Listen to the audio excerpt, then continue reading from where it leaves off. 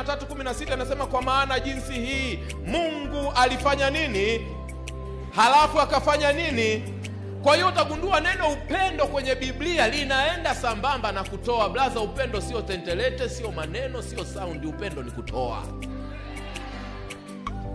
Kwa hiyo acha tu umahiri wa kutunga message ndefu baby nini pamoja na message. Blaza, toa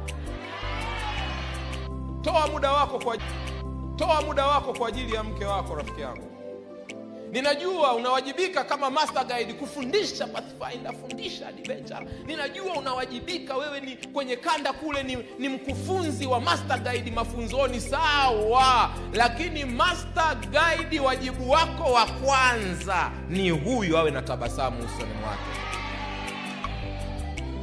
Toa muda wako. Ukimaliza kutoa muda, sasa tumaini ndio unatoa. Toa muda wako. Ukimaliza kutoa muda, sasa tumaini ndio unatoa na nini? Unatoa na wallet. Upendo ni kutoa. Acha kuhesabia hela mfukoni, toa wallet, mwambie hii hapa, chukua unachotaka, utakachoniachia nitapambana na hali yangu. Toa wallet kwa ajili ya mke wako, maana upendo kibiblia unaambatana na kutoa.